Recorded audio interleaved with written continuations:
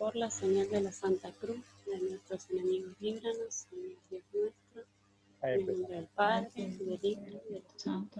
Amén.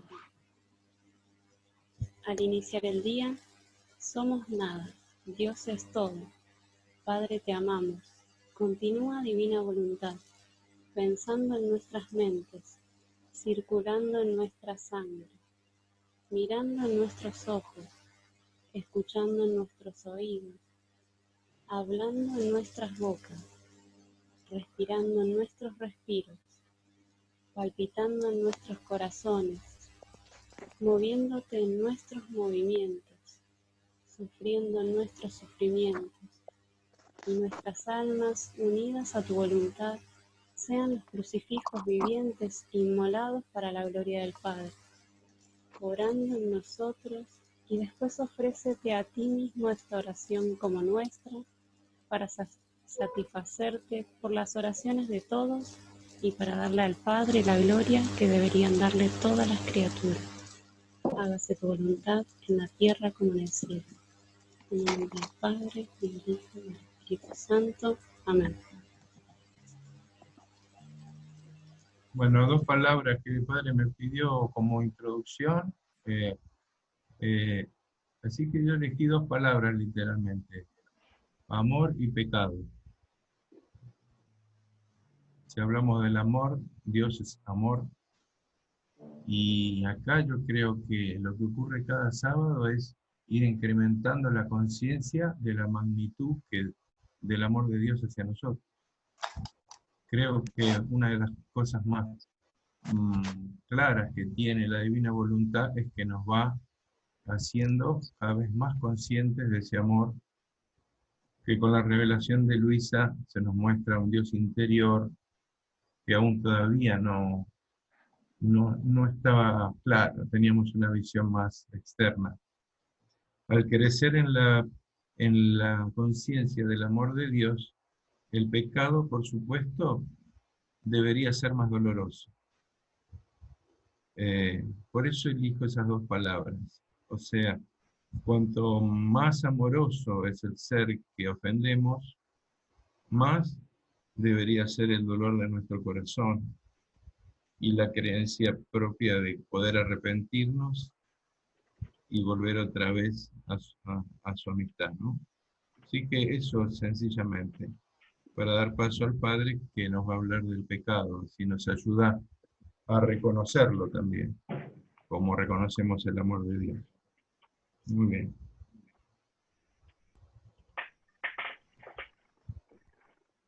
Buenos días para todos y para algunos buenas tardes. Adelantábamos que ibas a hablar del pecado, que nos ibas a ayudar a reconocerlo, ¿no?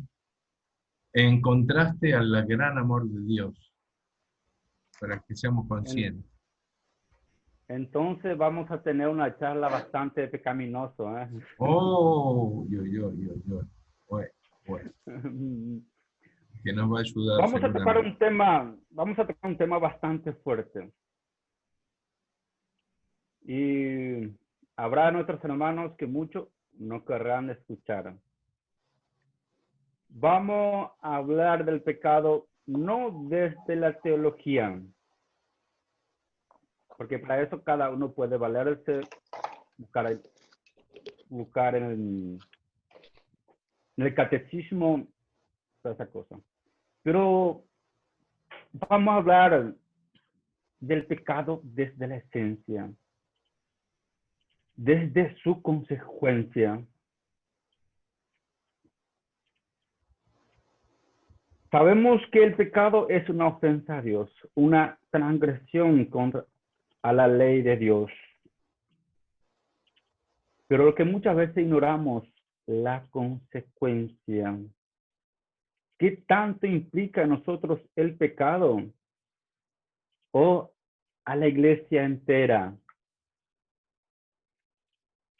La iglesia es el cuerpo de Cristo, el cuerpo místico de Cristo. Y cada pecado de alguno de sus miembros afecta toda la iglesia. Por eso el pecado no siempre es personal, sino es comunitario, porque afecta a todos. Y así también las virtudes, la santidad de un alma influye en todos sus miembros. El tema que vamos a tratar hoy, muchos querrán ignorar, porque hoy en día hablar del pecado, por ejemplo, en la homilia, este cura no es nada misericordioso, es anticuado, es del pasado.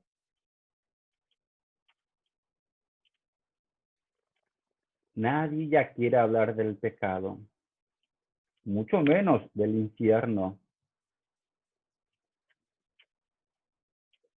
Y es un acto de amor de caridad para con el prójimo hablar del pecado, de sus consecuencias, hablar del infierno. Pero muchos consideraría hablar de estas cosas es una falta de caridad, es una falta de misericordia. Y yo me pregunto, cuando Jesús hablaba del pecado, hablaba del infierno, cuando hablaba duramente a los fariseos, raza de víbora, hipócritas, sepulcro blanqueado, ¿el amor de Dios quedaba afuera?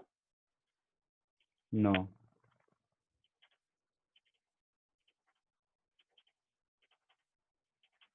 En todo lo que Dios hace, cuando habla la justicia, también va la misericordia.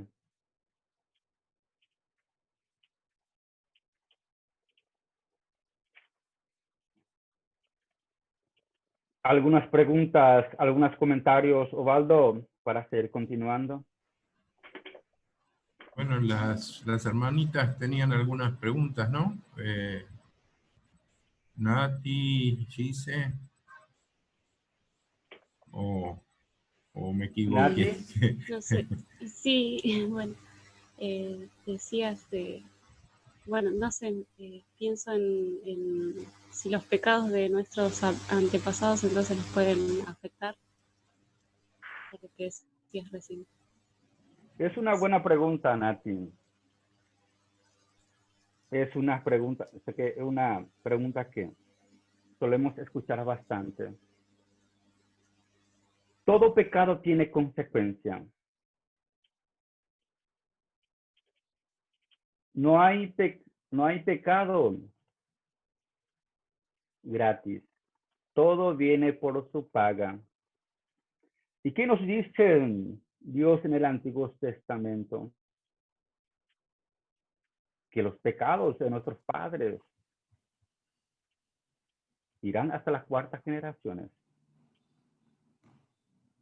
Por eso los pecados de nuestros antepasados, no confesado, no arrepentido, influye en los hijos, en sus generaciones.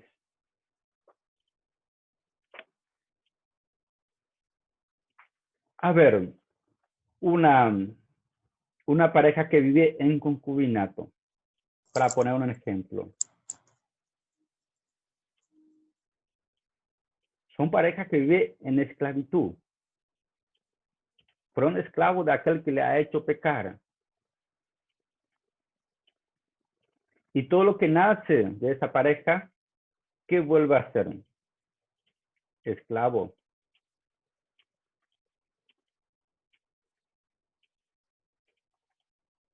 Y justamente Dios permite todo esto para que tengamos en cuenta la gravedad, la ofensa a Dios. ¿Cómo influye? Así también, las virtudes de nuestros padres influyen en los hijos. Si los padres buscaban cumplir los mandamientos de Dios, ser santos, virtuosos, influye en todas sus generaciones. Le canso sobre su generación como bendiciones, como defensa, como protección.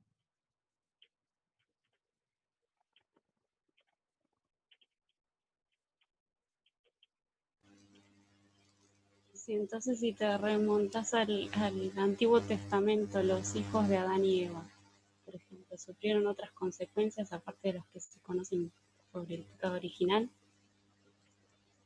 A ver,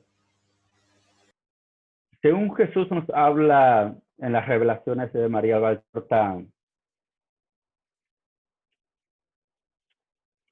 Jesús nos dice que Eva no estaba totalmente arrepentida de su pecado.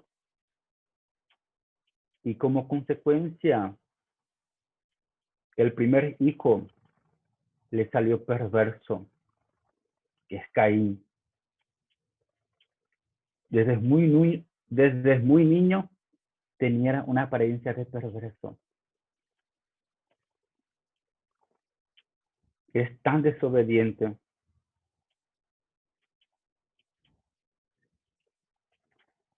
Y el dolor que le causó a Eva, la perversidad de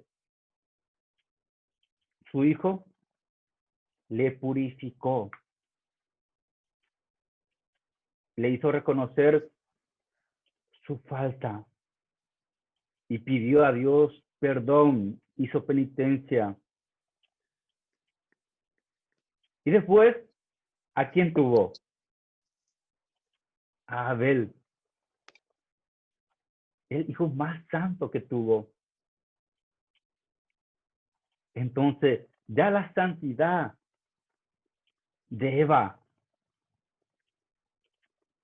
influyó en sus hijos, en Abel.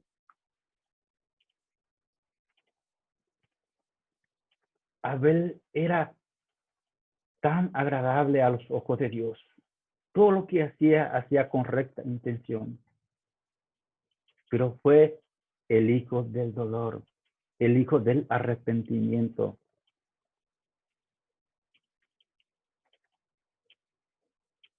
Todo esto Dios manifiesta para que nosotros tengamos conciencia del pecado. ¿En qué situación encontramos al hijo?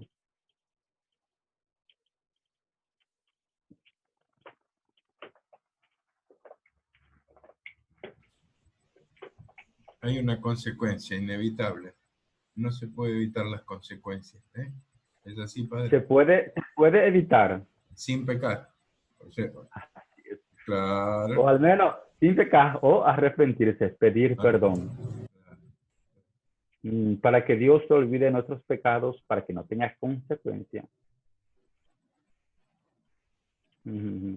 Nosotros ofendemos a Dios con los dones que Él mismo nos da. Por ejemplo, una persona es muy bella y peca porque es bella, por ejemplo. Una persona por Osvaldo, ahí. Osvaldo, todo lo que nosotros recibimos de Dios. No hay nada que tengamos que no hemos recibido. La inteligencia, la memoria, la vista, los sentidos, la salud, el tiempo, la inteligencia, el uso, razón. Todos son dones. El principio de cada movimiento viene de Dios.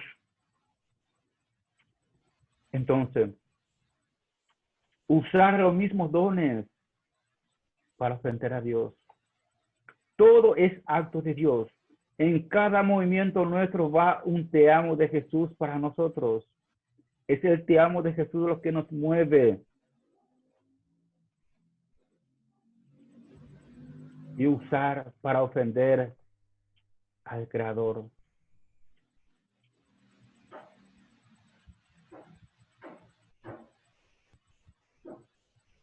Por eso a Dios le duele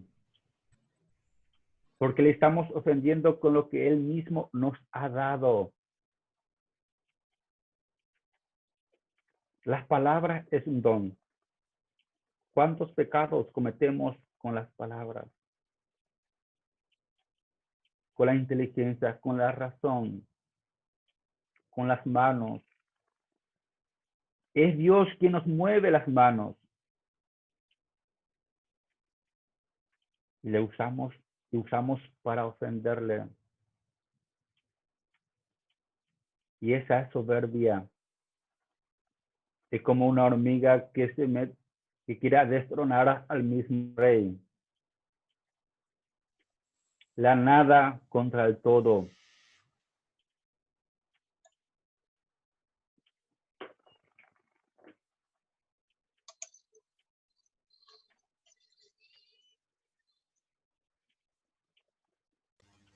Padre, viste que se escucha mucho decir, Dios no castiga.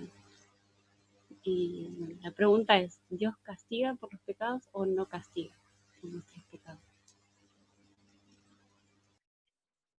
En el Antiguo Testamento encontramos muchos pasajes, muchos acontecimientos donde nos hace referencia del castigo de Dios. El diluvio, ¿qué fue? El castigo de Dios por los pecados. La destrucción de Sodoma, Gomorra.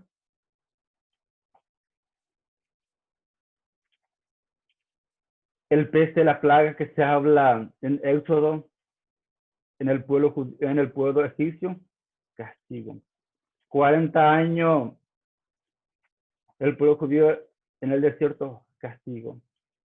Y en los Salmos, ¿cuántas veces se pronuncia el castigo de Dios? El exilio del pueblo de Israel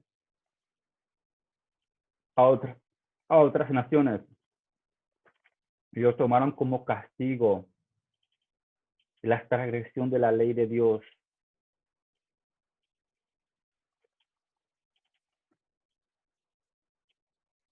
Es la justicia divina, Natalia.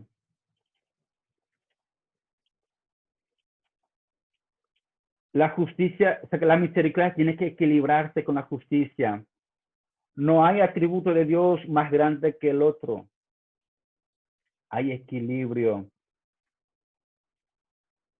Dios tiene que castigar para equilibrar. Pero Dios no castiga. A ver, Dios castiga buscando el bien, buscando la conversión, la corrección de sus hijos. No es que ha amanecido un día y dice, ahora tengo ganas de castigar a mis hijos. No, sino siempre buscando el bien de sus hijos. Entonces, sería un mal padre.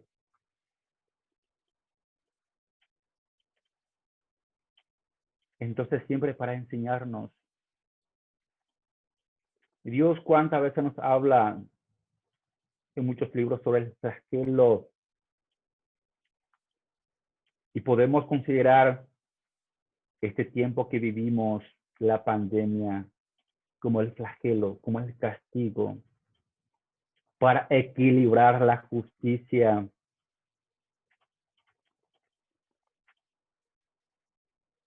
Para que se salve mayor cantidad de almas. Dios con todo esto nos toca nuestra piel, toca nuestra salud, toca nuestra economía, todo, para que recapacitemos, para que volvamos a Dios. Es un llamado. Entonces, en todo esto hay misericordia, hay amor. Pero hoy en día nos gusta hablar solamente de la misericordia, pero de una misericordia sin justicia. Una pareja vive 20, 30 años en concubinato y dice, Dios es misericordioso, me va a salvar. Usamos la palabra misericordia para hacer lo que queremos, para llevar a una vida de libertinaje. Y la misericordia de Dios es justamente para llamarnos a la conversión, al arrepentimiento. Si no entramos por la puerta de la misericordia, entraremos por la puerta de la justicia. ¿Qué es lo que se sufre en el purgatorio? El fuego de la justicia.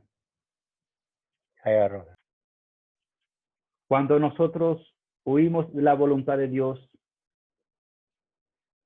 y cometemos el pecado, ¿con qué nos encontramos?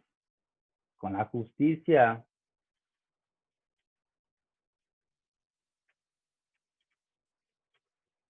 Aquellas almas que no quieren escuchar la palabra justicia, pecado, castigo, tiene miedo. Y por algo tiene miedo. Capaz no solamente debería tener miedo, sino temblar, horrorizarse.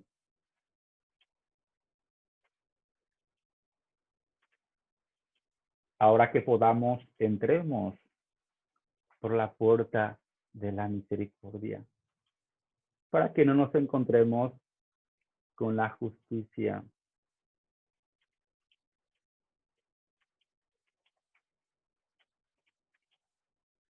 Padre Jorge Montenegro tiene la mano levantada. Mi amigo Jorge Montenegro de Córdoba, te escucho. ¿Qué tal? Buen día, padre, y buen día a todos. Buen ahí. día. Hermoso grupo que está reunido. Simplemente quería agregar, ¿no? A mí me costaba poder entender lo que estás hablando, pero me quedó tan claro, ¿no? Cuando comprendí que la divina voluntad en comparación es como una moneda con dos caras, ¿no? Divina justicia de un lado, divina misericordia del otro. La divina justicia actúa para defender a un Dios ofendido, castigado por los actos de las criaturas, ¿no? Y la divina justicia defiende en cierta forma a las criaturas cuando tiene que actuar la divina justicia. Yo pude comprender un poquito de todo lo que estás hablando cuando me di cuenta que las dos cosas están unidas en la divina voluntad y que deben estar equilibradas, justamente lo que vos decías. Asimismo, mi estimado Jorge, hay que estar equilibrado. Jesús ha venido a pagar las deudas que teníamos con el pecado. Nos hizo inocentes ante Dios, ante el Padre. Compró nuestra libertad. Nos dio la libertad. Todo lo que hizo por nosotros, lo guardó en su voluntad eterna. ¿Y nosotros qué buscamos ahora, Jorge? Lo que Jesucristo ha hecho por nosotros, que ahora nosotros podamos vivir, hacer nuestro.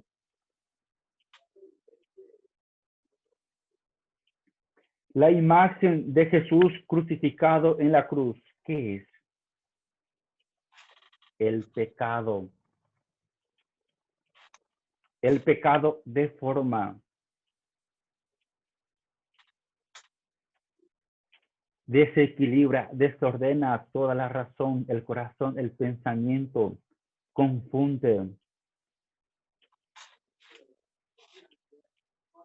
Y por eso Jesús nos pide que meditemos su pasión. Para que tomamos conciencia de lo que Él ha hecho por nosotros por amor y que tomemos conciencia del pecado, porque fue el pecado nuestro que lo llevó hasta la cruz. Porque ¿cuál es la paga del pecado? La muerte. entonces Jesús llevó hasta la muerte.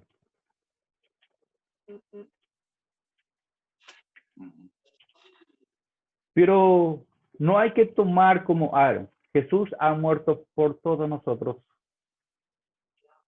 Fue que su cuerpo es una llaga entera por nuestros pecados. No. Por mi pecado. Por tu pecado. Entonces, tengamos una relación personal con Jesús. Cuando meditemos su dolor, digamos, fue por mí y solamente por mí.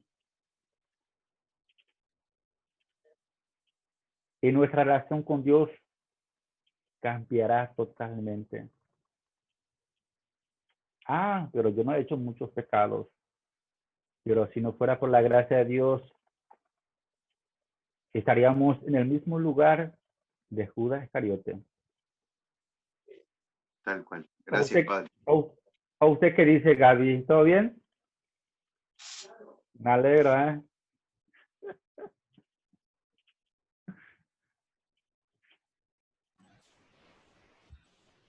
El pecado nos deshumaniza, nos dijiste alguna vez. Así es.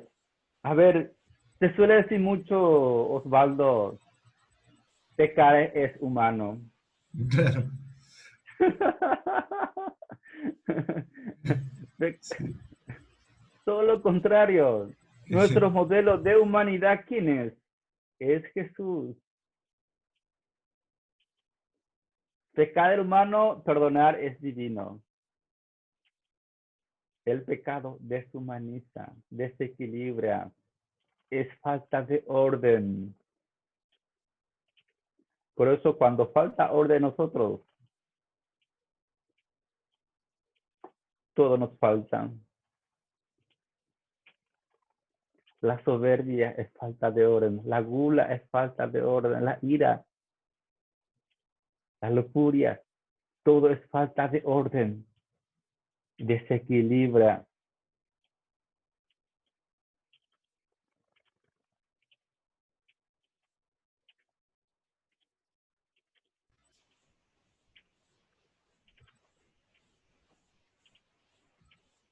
Sí, y no sé si nos damos cuenta que hemos sido engañados cuando pecamos, ¿no? Ya me imagino a un señor que le dio todo el sueldo a otro por un papel de caramelo, porque ni el caramelo te dan. A ver, estar en Dios, ¿qué es? Estar en la verdad. Y estar en el pecado, ¿qué es? Estar en la mentira.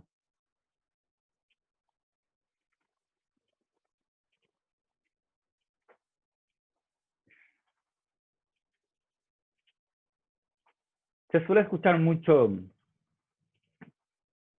Osvaldo, el coludo me hizo pecar. No, el coludo solamente te presentó, te tentó, pero nosotros accedimos con nuestra voluntad. El coludo solamente es como aquel que detrás de la reja se llama. Es como un perro atado, solamente te muerde cuando se te acerca.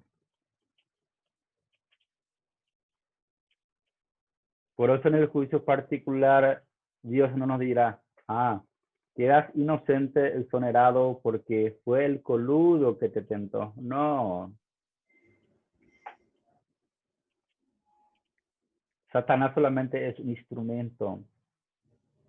Y cada ocasión de pecado también es una ocasión para crecer en la virtud, en la gracia, en la santidad. Siempre es tomar decisión por Dios.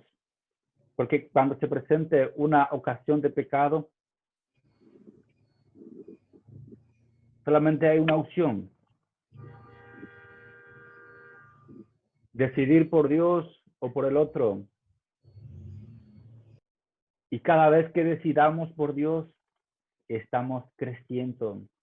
Porque cada batalla ganada nos fortalece.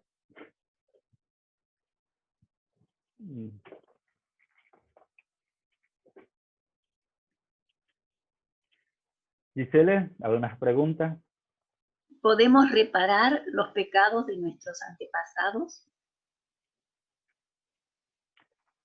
Claro que sí. Claro que sí. Y a eso estamos llamados todos. Conociendo las consecuencias del pecado. A ver, ¿qué es el pecado? El pecado es la falta de amor hacia Dios. ¿Con qué se repara el pecado? Con el amor. Señor, quiero darte lo que mis antepasados, lo que mis hermanos no te dan, que es amor.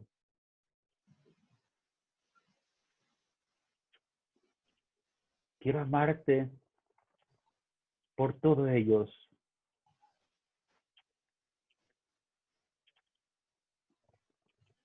Porque cada pecado deja un vacío en nosotros. El vacío del amor. Señor, yo quiero amarte por todos ellos. Quiero vivir en ti, vivir en la verdad. Y viviendo en la voluntad de Dios, hacemos todo el acto contrario de lo que ellos hicieron. Quiero vivir, si yo quiero vivir en la voluntad de Dios, entonces me he decidido a vivir en la pureza. Y mi pureza repara la impureza. Quiero vivir en la verdad, repara la mentira. Quiero vivir en el amor, repara la falta de amor. Quiero que mi vida, mis actos estén unidos a ti, Señor. Quiero que mi inteligencia, mi razón esté unido a ti. Repara el mal uso de la razón, de la inteligencia, de la memoria, de los actos. Entonces, la oración en la divina voluntad contiene todo. Contiene la oración de reparación, de alabanza, de adoración, de petición, de todo.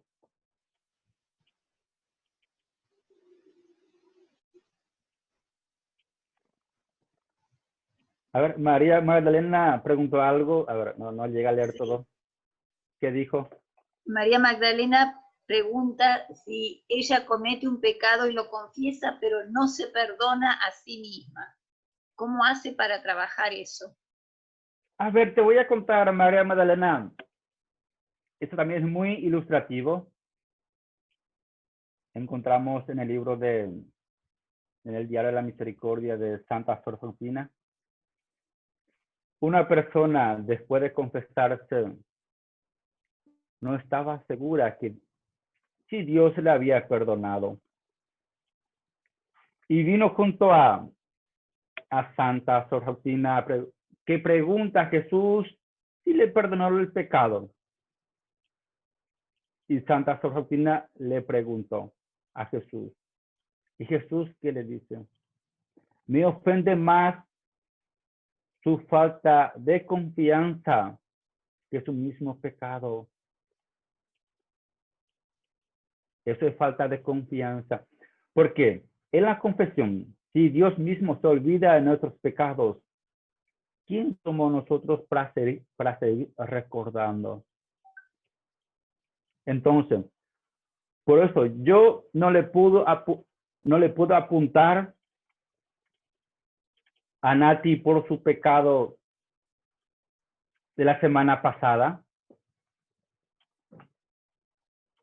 Si después ya se confesó. Porque ahora Dios toma la defensiva por ella.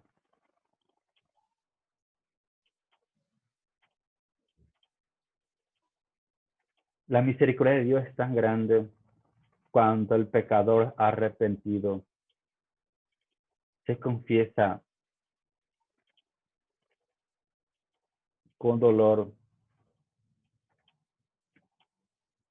Dios perdona siempre y se olvida.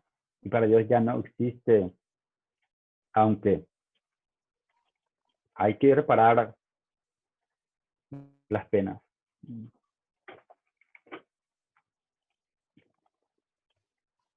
¿Quedó claro, Magdalena?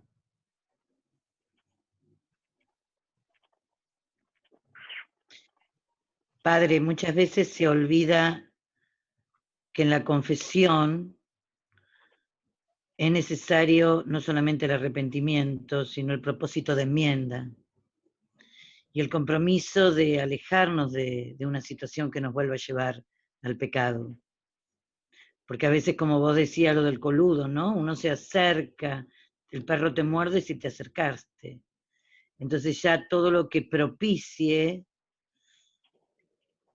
después de acercarnos tanto. A ver, hay 3 condiciones que nos predispone, que dispone al alma para recibir los efectos de la confesión. Lucy. Primeramente, el examen de conciencia. Con nuestros pecados ofendí a Dios. ¿Y eso a qué me lleva? Al arrepentimiento, al dolor de los pecados. Y si realmente hay arrepentimiento, dolor, ¿a qué me lleva? A hacer propósito de enmienda. Claro. A ver, si yo no huyo de la ocasión de pecados, capaz que no haya realmente un examen de conciencia, dolor de los pecados o arrepentimiento y propósito de enmienda.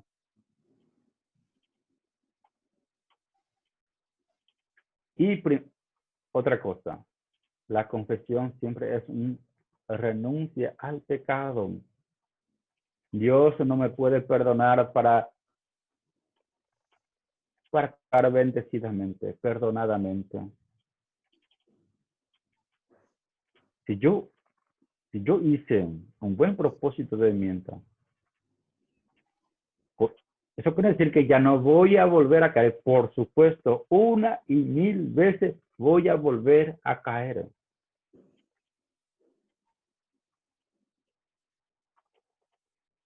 Pero Dios verá nuestro esfuerzo.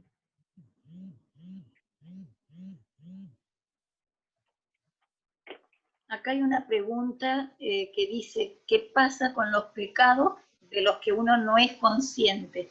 ¿Quedan perdonados en la absolución? A ver, por eso se requiere una preparación para la confesión.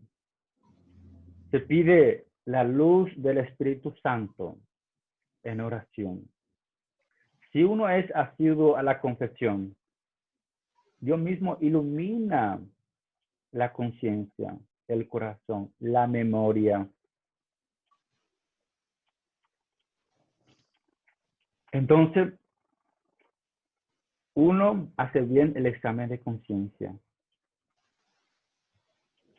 A medida que nuestra conciencia está limpia, más se clarifica los pecados.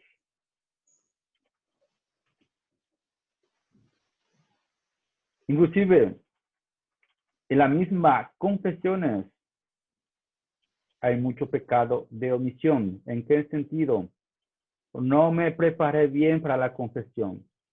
Vengo por rutina, por costumbre, porque tiene que venir, o porque quiero ganar la indulgencia, o porque quiero comulgar, pero no es el amor lo que me trae, ni buscando el perdón de Dios, la amistad de Dios. Entonces, si no hay dolor de los pecados,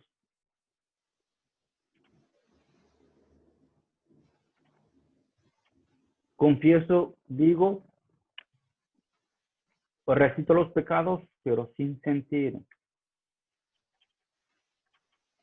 Entonces el alma no se dispone para la gracia, porque yo recibo los beneficios de la confesión a medida que mi alma se dispone.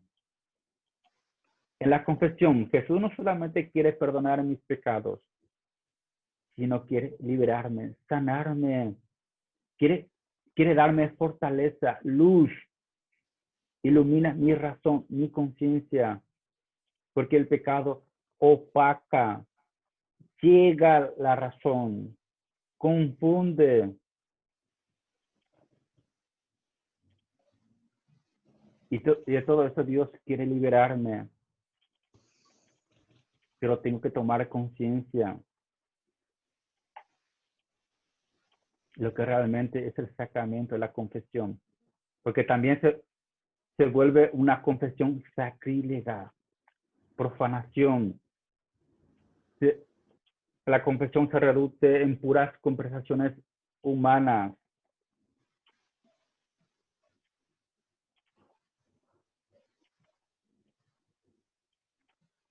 Y Padre, vos viene a la nombraste el pecado de omisión, que generalmente está muy olvidado, ¿no? Porque la gente a veces decimos, bueno, no hice mal, no dañé a nadie en cuanto al pecado de acción, pero se olvida a veces el pecado de omisión, y si me permitís, en el Evangelio Jesús los nombra cuando nombra los actos de misericordia, ¿no? Y a los que están a su izquierda le dice: apartados de mí, malditos, al fuego eterno que ha sido preparado para el diablo y sus ángeles, porque tuve hambre y no me diste de comer, tuve sed y no me diste de beber, fui forastero y no me recibiste, estaba desnudo y no me vestiste, enfermo y en la cárcel y no me visitaste. Entonces ellos dijeron: dinos, Señor, ¿cuándo te vimos hambriento, sediento, o como forastero, desnudo, enfermo, en la cárcel y no te servimos? Entonces Él responderá: en verdad os digo, en cuanto lo hiciste o no lo hiciste a uno de los más pequeños de estos, tampoco me lo hiciste a mí.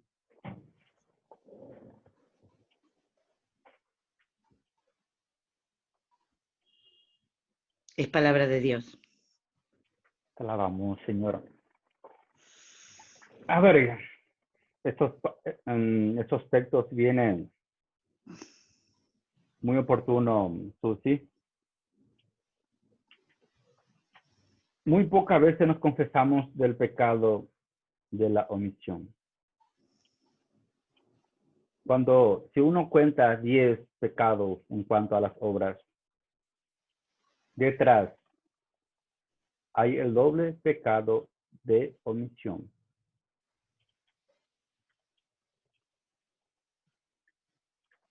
A ver, ¿quién confiesa su pecado contra la Madre Iglesia, nuestra Madre? No ayudo a mi iglesia, no ayuda a entender el reino, no ayuda a mis hermanos, a los sacerdotes, a hermosear, a limpiar al menos, a comprometerme. Pecado de omisión, pecado de pereza. A ver, ¿quién confiesa pecado de omisión con los hijos, con la esposa, con el esposo, con el vecino, en el trabajo?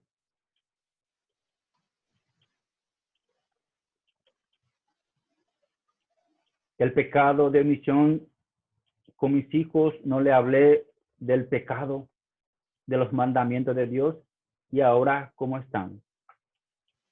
Cada uno lleva su vida como quieren. He omitido algo. No hice lo que debía hacer. Y muchos pecados que se confiesa es consecuencia justamente de muchos pecados de omisión.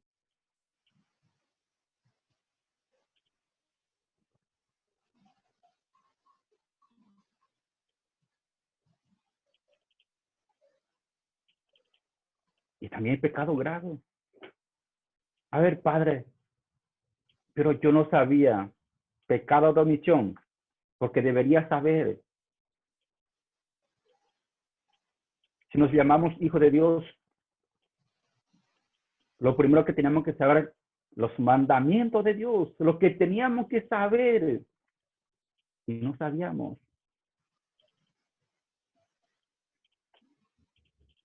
Padre, yo no sabía que no venir, faltar a misa un domingo es un pecado mortal.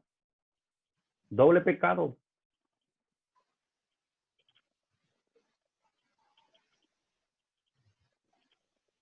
No supiste, no te informaste por pereza. Pecado de omisión. Luego, santificar la fiesta. Es muy claro. Y lo primero que teníamos que saber, me imagino que los 10 mandamientos. Ah, padre, yo no sabía de todo esto. No hace falta saber todo esto, pero en los 10 mandamientos está bien claro lo que tenemos que hacer y evitar. Nadie puede excusarse. Padre, yo no rezo todos los días, pecado de omisión.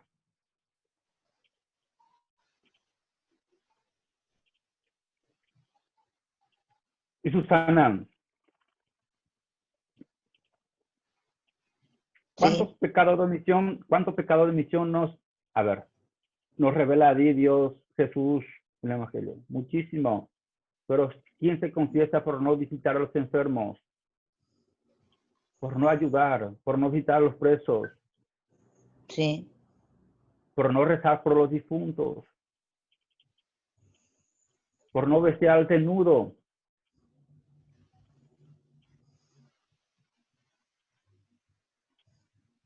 Sí, incluso Claro. me acuerdo que cuando tomé la primera comunión, hace mucho, el padre que nos preparaba para la primera confesión decía que el sacramento de la confesión no era para invitarnos, él decía, a volver a pecar, porque a veces la gente va a la confesión, ya me confesé, pero todavía no le pedí perdón al hermano, y si le saqué un juguete, todavía no se lo devolví. Entonces como que la confesión nos compromete al amor y no nos libera de la responsabilidad que tenemos con el hermano. Entonces a veces omitimos esta responsabilidad y ese gesto de amor, porque sabemos que el hermano, además de ser un mandamiento, amar al prójimo como a ti mismo, también en esos pequeños está Dios. Cuando hiciste eso, cuando dejaste de hacer eso y cuando no se lo hiciste a los pequeños. Y sí, nos olvidamos, Susana, que el pecado siempre tiene consecuencias, que cada uno vamos a rendir cuenta lo que hayamos hecho. En el juicio particular a cada uno se nos presentará nuestros pecados, cómo influyeron en los demás. A ver, supongamos,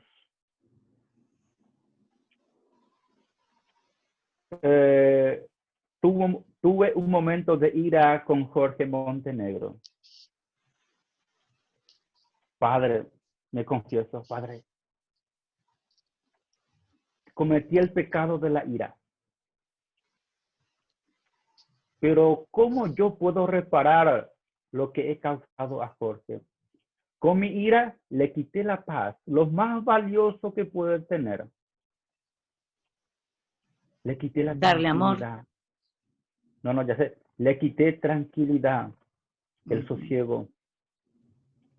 Luego viene su hija, hola papá, y le contesta de una mala manera.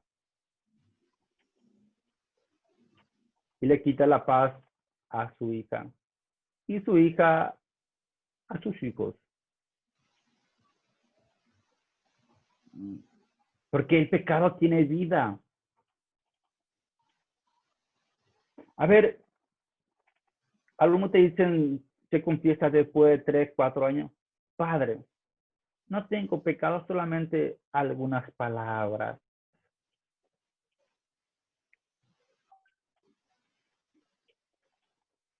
Y no se da cuenta que con las palabras ha matado la gracia de Dios en su corazón. Ha matado la gracia de Dios en el corazón de sus hijos, de sus seres queridos. Con las palabras ha contaminado su vida, su lengua y la del otro. La palabra dicha con enojo, con impaciencia, con ira, conlleva lo que hay adentro. Entonces, mi enojo yo les transmito a Jorge.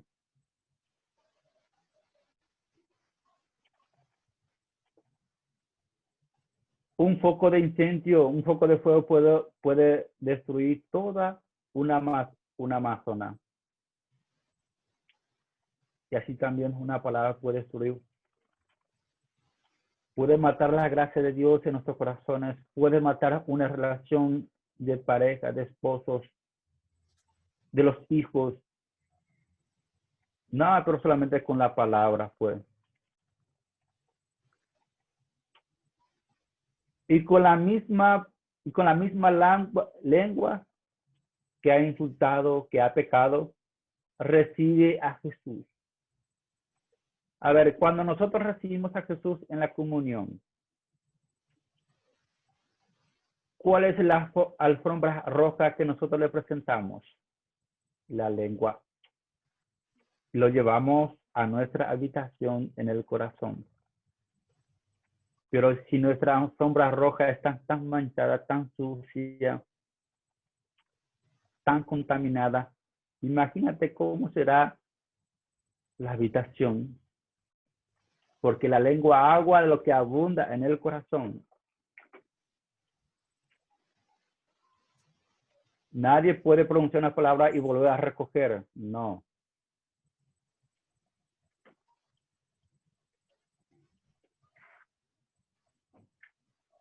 Padre, acá hay una pregunta que realmente me parece que merece aclarar. Dice, si una persona aconseja o ayuda a una mujer a abortar, se supone que no ha pecado, dice la pregunta esta. ¿Es pecado si llega a abortar o no? A ver, es bastante oportuno. Para que se entienda mejor.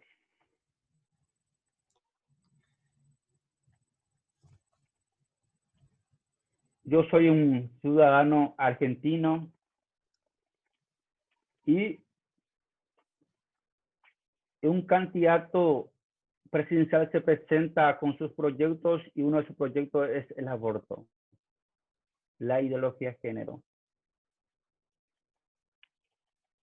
Pero igual yo voto por ese candidato.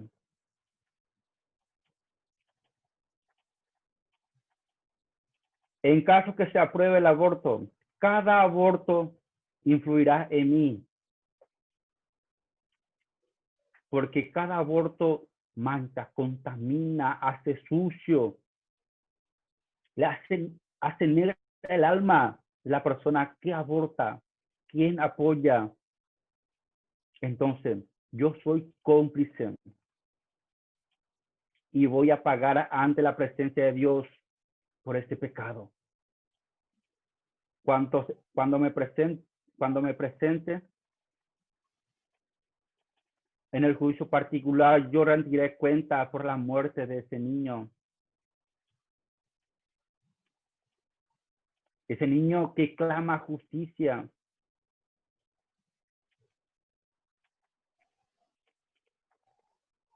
Pobres aquellos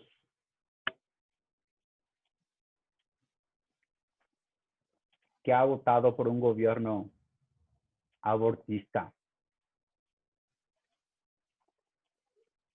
Porque cada aborto, 50, 100,000 abortos, influirá en mí. Me manchará, me contaminará.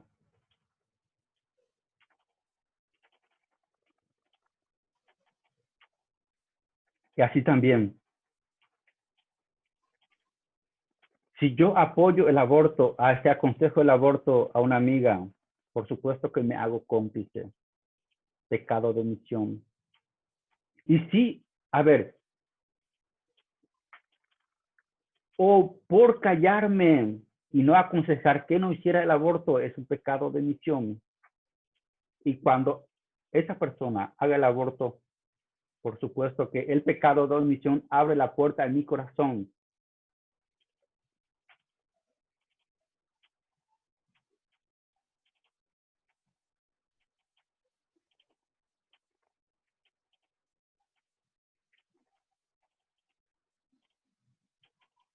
Dice Jesús,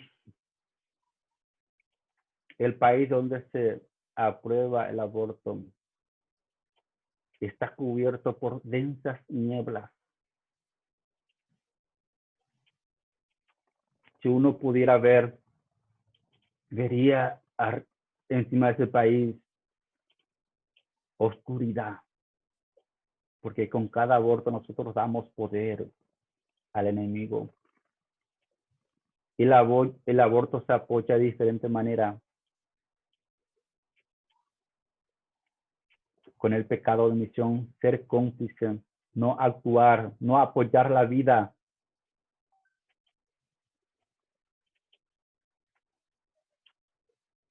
Yo no hablo del aborto en mi casa.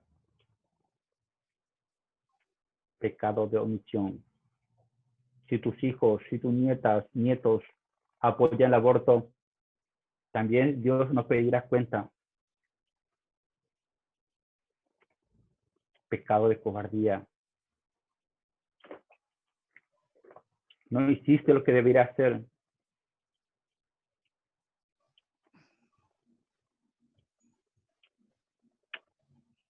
Yo he escuchado que hasta le pasan la responsabilidad a Dios. Bueno, voto por este candidato, aunque apoye el aborto, total, Dios no va a permitir después que el aborto se apruebe. A ver, inclusive cualquier necesidad ponen encima de los mandamientos de Dios. Sí. Dios queda debajo.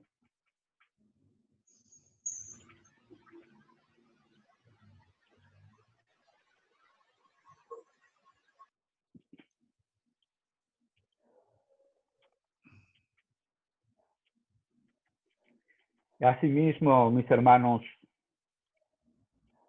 a ver quién le ha puesto a un presidente que apoya el aborto en Argentina. Lo mismo católico.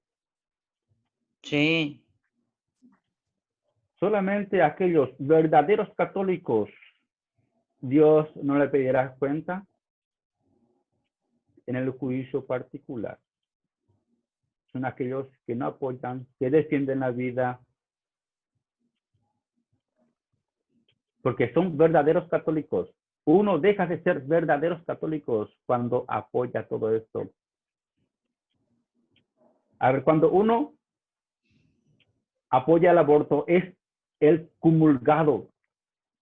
Deja de tener comunión con Jesús. Se aparta de Dios. Y si muere en esa actitud de excomulgado, que Dios tenga misericordia de esta alma.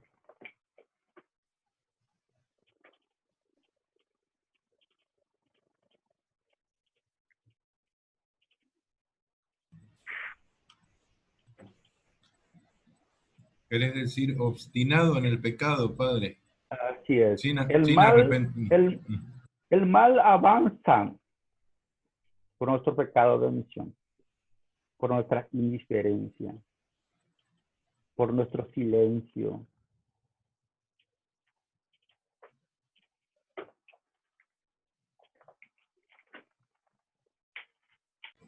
¿Puedo leer un párrafo del libro del Adelante, cielo? adelante, Osvaldo. Mira, acá dice, el reino del fiat divino hará el gran milagro de desterrar todos los males, todas las miserias, todos los temores, porque Él no hará el milagro circunstancial, sino que se mantendrá sobre sus hijos de su reino con un acto de milagro continuado para preservarlos de cualquier mal y hacerlos distinguir como hijos de su reino.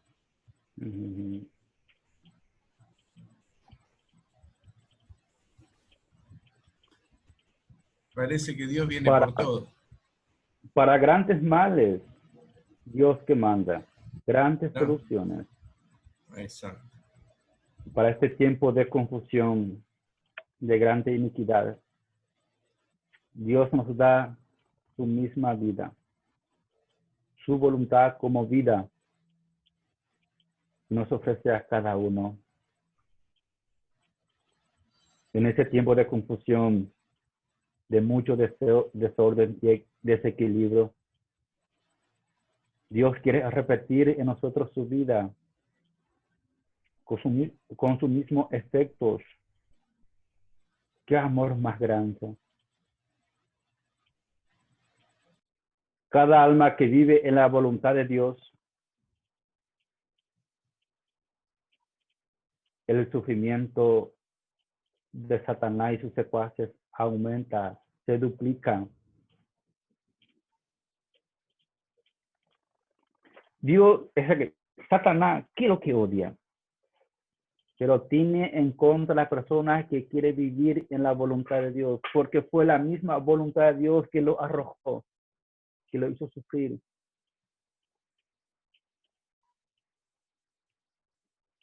Lo que Satanás quiere es ponernos en contra de la voluntad de Dios.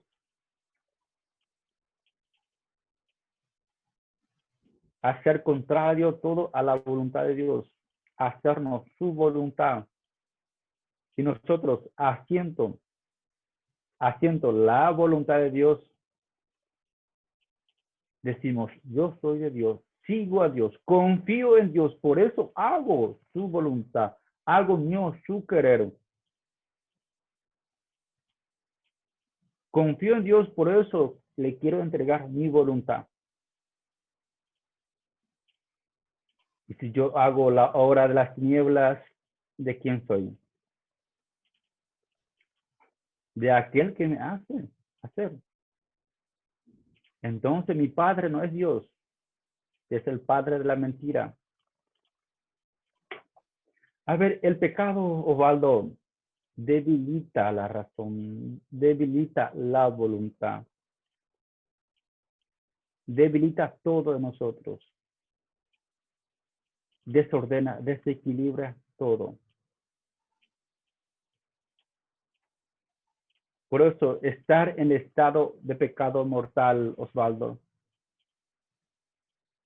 inclusive todo lo que nosotros hacemos en estado de pecado mortal es obra muerta, esquelética, sin mérito. Porque todas las obras va manchada, contaminada con el mismo pecado. No tiene vida. Y las obras hechas en estado de gracia es luz, es vida. Por eso, un alma que vive en estado de gracia es luz para todos sus seres queridos. Es protección, es defensa. Un alma que vive en estado de gracia, al entrar en contacto con el otro, también ilumina. Y todo lo que sale de esa alma, a Dios le es agradable. Sus oraciones es diferente.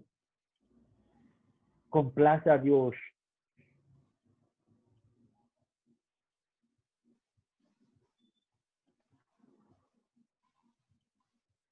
Sus palabras tienen potencia, tiene fuerza, tiene vida.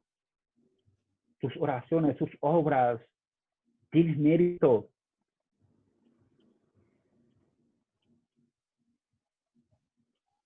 Padre, una pregunta. Adelante. Si el estado de gracia es luz y contagia todo a su alrededor, ¿el pecado contagia? Muy buena pregunta. Pensando a la inversa. Sí. A ver, vamos a poner de esta forma, Natalia. Si una persona es lujuriosa, prepotente, soberbia, apoya la muerte, el aborto, todo. Tiene montones de espíritus demoníacos en él. Y se une con la otra persona, por ejemplo, en la intimidad, le contagia lo que esa persona tiene, porque se hace una sola carne, un solo espíritu. Y si yo soy cómplice, o por mi influencia, por mi ejemplo, la persona peca, me contagia, tiene efecto en mí. Y así también, como los pecados de los padres tienen consecuencias en los hijos, si por el pecado de omisión de los padres no le había enseñado los mandamientos de Dios